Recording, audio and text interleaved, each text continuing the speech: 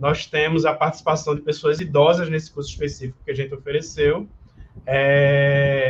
E o nosso principal objetivo nesse curso era justamente desenvolver o letramento digital para esse segmento da população, né? Então, a gente entende que existe um déficit de inclusão digital no Brasil e que afeta de forma muito mais violenta as pessoas idosas, principalmente quando elas são negras e periféricas, né? Então, a gente entende que esse público ele precisa de letramento digital para que a gente possa atuar. Então, a gente desenvolveu esse projeto, nós capacitamos estudantes universitários de vários cursos de graduação, numa das experiências piloto, antes da gente escalar o processo, já que a gente começou em Recife, e como nós estamos presentes em vários municípios do estado de Pernambuco, a gente levou para outros municípios. Mas em Recife, por exemplo, a equipe tinha estudantes de enfermagem, de engenharia civil, de ciências sociais, então é uma equipe interdisciplinar, ou seja, nós montamos uma equipe de estudantes interdisciplinar, né, multidisciplinar, e a gente foi com eles à comunidade, né, uma comunidade vulnerável aqui em Recife, e nessa comunidade a gente ofertou um curso de 20 horas para ensinar essas pessoas idosas a usarem celular, né? Então, na hora de divulgar o curso, a gente fez uma parceria com um centro social, um centro comunitário que está lá no centro da comunidade, e esse centro comunitário ficou responsável por fazer a matrícula dos alunos e divulgar o curso na comunidade. Então, com isso, a gente conseguiu ofertar o curso e, ao longo das 20 horas, dividido em encontros de 2 horas, a gente foi formando essas pessoas idosas para o uso do celular, né? Redes sociais, aplicativos de governo digital, reconhecimento de desinformação com notícias falsas, golpes de WhatsApp, golpes de internet. Então, a gente foi tratando vários assuntos para desenvolver esse letramento digital, né? Ou seja, pensar que identidade digital é essa, que uma pessoa idosa tem, por exemplo, no Instagram, no WhatsApp, em aplicativos de relacionamento, né? Surgiu esse debate, algumas pessoas idosas, olha, e o Tinder, vocês vão ensinar a gente a usar? E aí até eles brincavam assim entre si, fulano, que arrumou um namorado no Tinder. Mas é porque se a gente parar para perceber, existe muita solidão na pessoa idosa, né? Seja por viuvez ou divórcio, ou filhos já formados, ou pessoas que não tiveram filhos, ou que não estão em relacionamentos. Então, às vezes, o relacionamento não é nem amoroso, é um relacionamento até de companhia, enfim. E, às vezes, você vai desenvolvendo isso em várias redes sociais, né? Então, e aí a gente quer problematizar isso, né? Qual é a sua identidade digital? Em que espaço você está transitando, né? Esse projeto, ele não nasceu nesse piloto, né?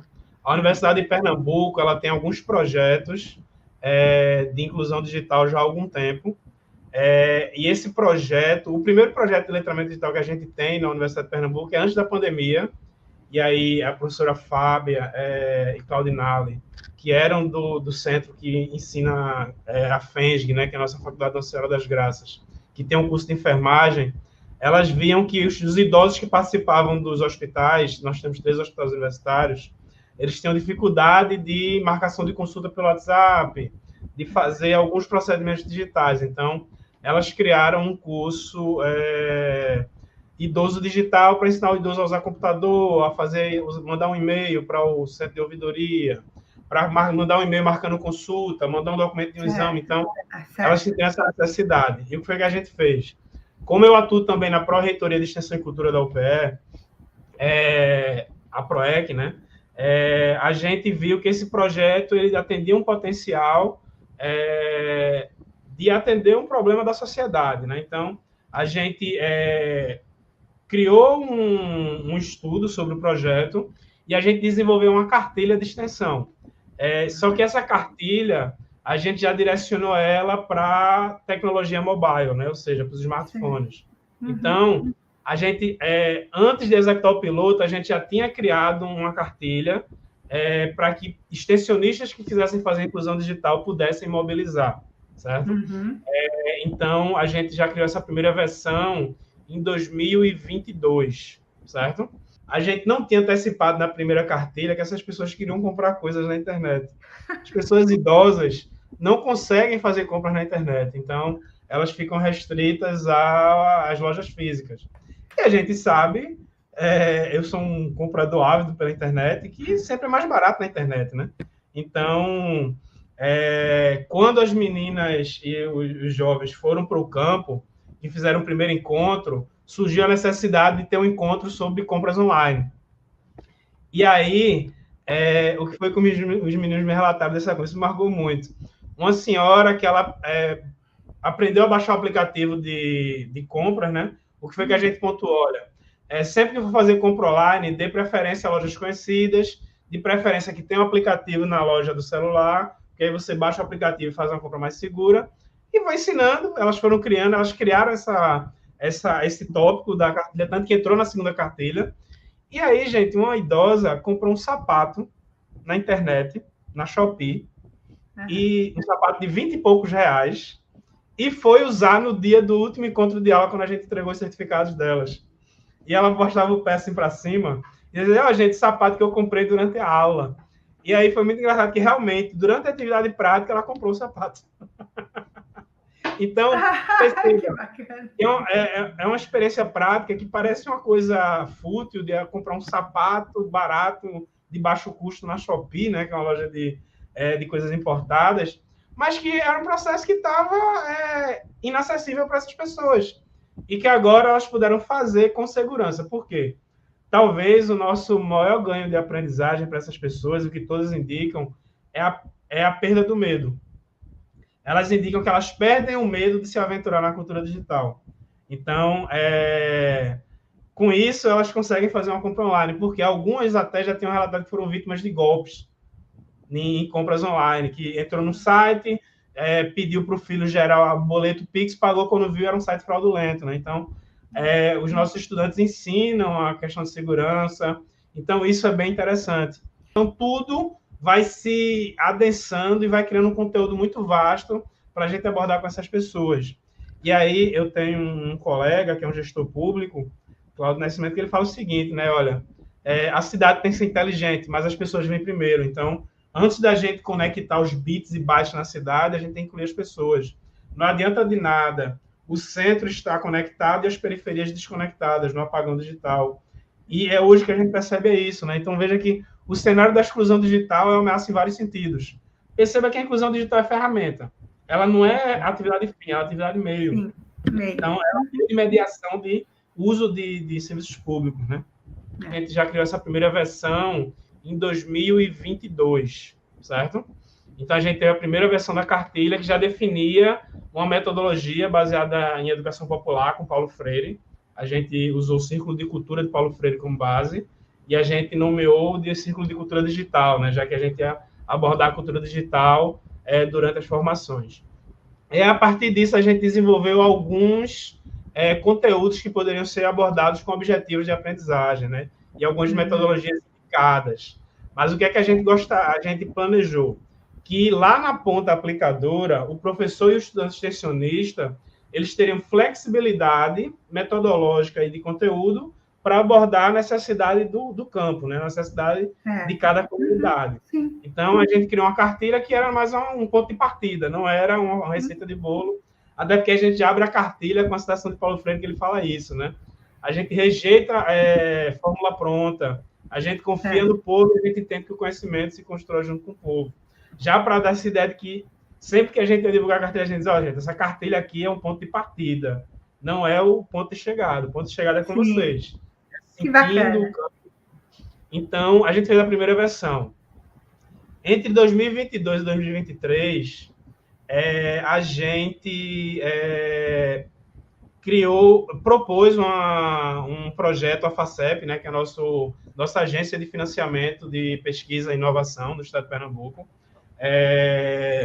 E a gente passou essa proposta e a gente recebeu um aporte de cerca de R$500 mil, R$498 mil, para expandir esse projeto no interior do Estado, né? Basicamente, eram bolsas para estudantes e professores e um recurso para montar mini laboratórios, certo? E aí, a gente executou esse piloto na comunidade, que é o que a gente está trazendo para cá, né? Então, a gente fez uma experiência usando a primeira cartilha para construir uma segunda cartilha. Por quê? A gente tinha construído, tinha uma aplicação prévia da primeira cartilha, mas que tinha sido feito de forma tímida porque não tinha recursos, né?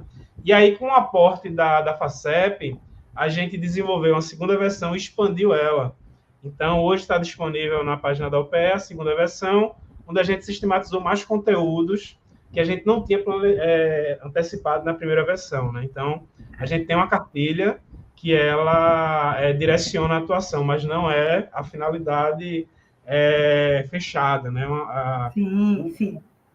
O caminho é desenvolvido pelo estudante extensionista em contato com o público, o participante, e com o professor coordenador da atividade. Deixa eu mostrar aqui a da idosa, né? Das idosas que participaram com a gente. Olha, foi muito bom o curso foi muito gratificante para mim, porque muitas coisas eu não sabia. Eu pegava o celular, como a Rina diz aí, com medo de falar, eu ia clicar ali, eu via, cair em um golpe, levaram meu dinheiro, mas depois passou. Aí eu fui aprendendo aqui no curso, e o curso foi me ensinando cada vez mais.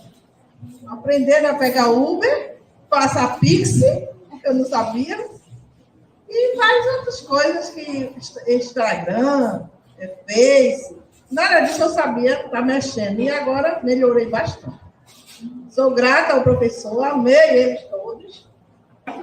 Enfim, a gente queria saber, né, o que é que o curso melhorou ou piorou também, se piorou alguma coisa. Não piorou, né?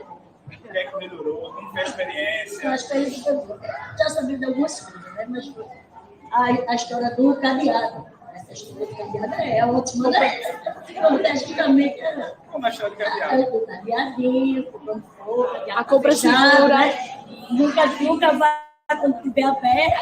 Enquanto eu estive no campo de extensão, que eu até prefiro, confesso, eu gosto de estar lá no olho do furacão, o sentido que a gente tem é de que a gente contribui para solucionar um problema que é gritante, né? Qual o problema? Que é a vulnerabilidade da pessoa idosa, certo? E, na verdade, é uma vulnerabilidade de qualquer indivíduo que seja excluído digital, certo? Qualquer pessoa que esteja em processo de exclusão digital, ela tem uma vulnerabilidade. E é uma vulnerabilidade epistêmica. Por quê? A tecnologia digital hoje, ela é um instrumento de mediação entre o sujeito e a informação e o conhecimento que estão espalhados no cyberespaço, né? Então, uma pessoa que está excluída digital, ela vai ficar limitada às experiências físicas que a gente sabe que tem, são experiências válidas, são experiências basilares, mas que, de certa forma, limita o seu campo de atuação. Então, a gente entende que, quando a gente chega no campo de extensão, que a gente termina o projeto, durante ele a gente já vai vendo as pessoas acessando outros universos, se conectando entre si com outras pessoas, e aí isso é importante, apesar dos limites que a gente encontra hoje, por exemplo, nas redes sociais, né? Mas a gente entende que toda tecnologia traz limites e possibilidades, né? Isso, né? É o ganho individual e o social em termos de comunidade, né? Porque individualmente, gente, é uma coisa, parece besteira para a gente, mas para uma pessoa excluída digital em alto nível de exclusão é uma coisa. Pedir um Uber. Você acredita que alguns citam que, poxa, agora eu consigo pedir um Uber e ir no centro da cidade fazer compra e voltar de Uber. Antes eu tinha que ir de ônibus e para mim eu tenho dificuldade de locomoção. Tem uma pessoa que cita, posso fazer até a voz delas daqui a pouco, tá aí até engatilhado, né, no vídeo. Super importante. Ela fala, olha, eu conseguia puxar meu extrato do INSS. Isso para mim é muito bom, porque eu acompanho o pagamento da minha aposentadoria. Então, veja, são pessoas que elas estavam excluídas da cidadania, porque hoje a gente tem um processo de digitalização do governo, certo? E a gente inseriu essas pessoas em algumas frentes do governo digital. Por exemplo, eu, recentemente agora, abri o aplicativo Meu INSS para puxar um extrato para averbar um tempo de serviço, né, na universidade. E aí eu fiquei pensando, minha gente, para mim foi complicado, imagina para uma pessoa idosa. Então, hoje, o governo digital ele é excludente. Ele é muito difícil de ser usado, até porque tem letramento digital bastante desenvolvido. Então, imagina para uma pessoa idosa que precisa puxar um extrato do INSS ou agendar uma perícia. A gente tem que a gente consegue inserir as pessoas na cultura digital e, principalmente, de forma um pouco crítica, né? e aí eu vou falar um pouquinho mais à frente sobre algumas limitações, mas que, na verdade, a gente entende que essas pessoas, além de entrar na cultura digital, elas desenvolvem um senso crítico. Então, elas começam a identificar, olha, agora eu sei receber uma notícia no WhatsApp e verificar se ela é falsa ou não antes de mandar para outras pessoas. Então, isso para a gente é estratégico e veja. E aí eu não tenho como negar aqui que em 2022 a gente vivenciou uma experiência transformadora na qual a gente saiu de um governo que tinha muitos problemas na sua relação com os direitos humanos, e a gente conseguiu voltar para um governo que tinha um olhar, que tem um olhar mais democrático, que tem um olhar mais humano com todos os segmentos da sociedade, né? Principalmente as minorias e os grupos subalternizados. Então, o que é que acontece? A partir do momento que a gente forma uma pessoa para ela não ser mais uma vetora de desinformação, a gente entende que a gente está contribuindo com a democracia, ou seja, a gente está lutando pela manutenção da democracia. Esse, para mim, foi o meu maior sentimento, né? 25 pessoas que puderam desenvolver, puderam pelo menos refletir, se não conseguiram desenvolver totalmente, sobre a questão da desinformação, do dano que é uma notícia falsa. Isso já contribui muito para a gente. Nós capacitamos estudantes universitários de vários cursos de graduação.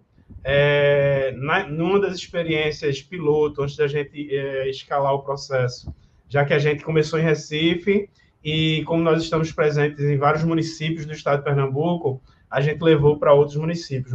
Mas em Recife, por exemplo, a equipe tinha estudantes de enfermagem, de engenharia civil, de ciências sociais, então é uma equipe interdisciplinar, ou seja, nós montamos uma equipe de estudantes interdisciplinar, né, multidisciplinar, e a gente foi com eles à comunidade, né, uma comunidade vulnerável aqui em Recife, e nessa comunidade a gente ofertou um curso de 20 horas para ensinar essas pessoas idosas a usarem celular, né? Então, na hora de divulgar o curso, a gente fez uma parceria com um centro social, um centro comunitário que está lá no centro da comunidade, e esse centro comunitário ficou responsável por fazer a matrícula dos alunos e divulgar o curso na comunidade. Então, com isso, a gente conseguiu ofertar o curso, e ao longo das 20 horas, dividido em encontros de 2 horas, a gente foi formando essas pessoas idosas para o uso do celular, né?